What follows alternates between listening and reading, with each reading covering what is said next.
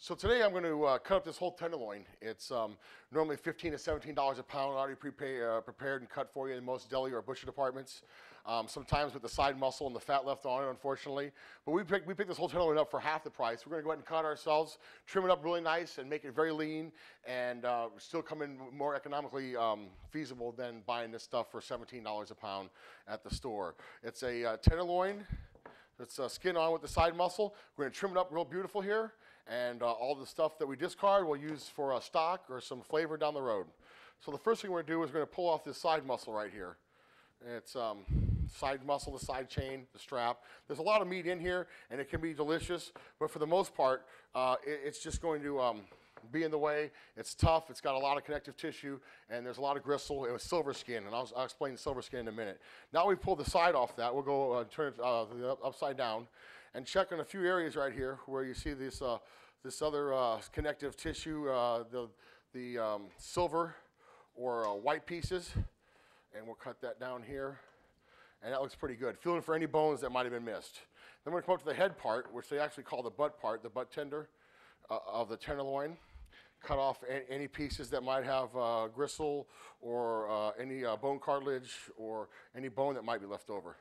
We're going to go ahead and pull some of the excess fat or all the excess fat off, trying to not cut very much of the meat because it is a nice expensive cut right there. See, that would be a good example of something I'd like to cut away or get rid of. Then we're going to turn it over here, and we're going to peel off this silver skin, which is the toughest part of the tenderloin. So what I'm going to do now is pick up this nice fatty area and pull some of that up. And this is the silver skin at the top, which you really don't want to eat at any expense. Anywhere you go to eat at any high-end restaurant, they're going to go ahead and cut that off for you. If they don't, they should.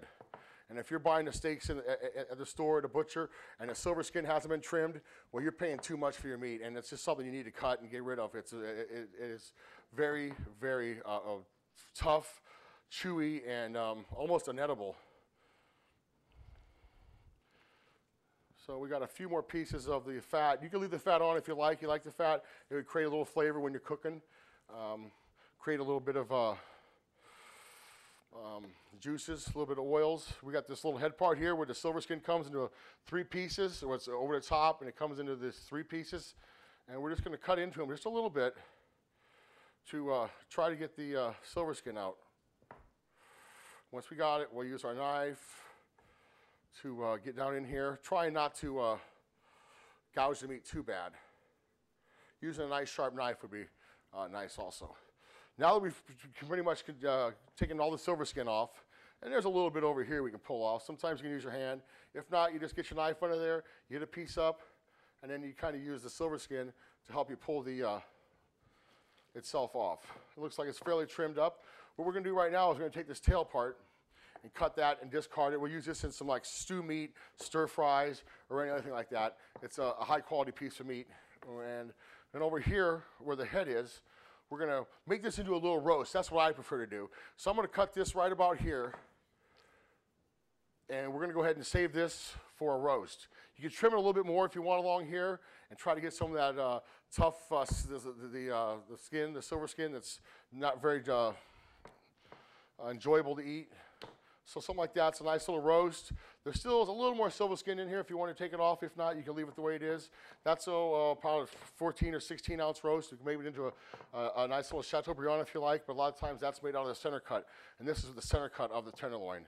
And we're going to go ahead and take off this little piece over here, or this little lobe, and use that as some more stew meat. And now we're going to be able to cut some of these center cut skin off tenderloin steaks. So it's kind of small at the end here. So maybe you make like a 7-ounce or 6-ounce tenderloin steak.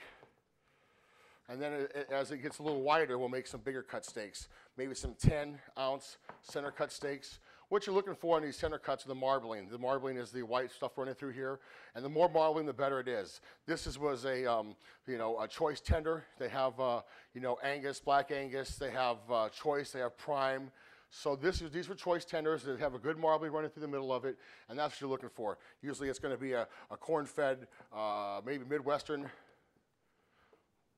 beef as opposed to maybe some of the other beefs that might be in Texas, which aren't more grain for that aren't corn fed, and usually it's a little bit tougher.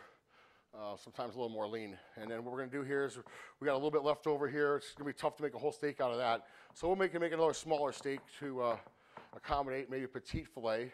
So we're able to get 3 or 5 very nice steaks out of here. We have a little bit of stew meat we can make into a stir fry or some stew meat, and we have a roast.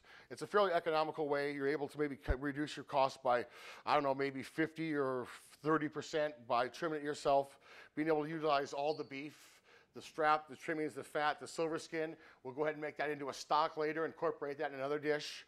We're gonna have 5 beautiful steaks, center cut, no fat, no side muscle, no silver skin, roast for 2 or maybe 3. That'll be another meal. And then if not, you can cut this into a stew meat or a stir fry, or you can make kebabs or any other thing you'd like to make out of it with it. It's an awesome piece. So I have 1 meal here for 2 or 3, and we have 2 more meals here for 2. So that's not a bad deal when you can go ahead and get a whole tenderloin. You get it yourself. You like to get choice or prime. Cut it down yourself. Keep the beef scraps, all the stuff that we discarded. We can make into some more flavors and have at least 2 to 3 meals out of this. And the good thing about it is you're able to pick the best steak yourself. And if you enjoy meat as much as I do, maybe having the center cut filet with the way you want it, the way you cooked it, the way you cut it, that's what you're looking for.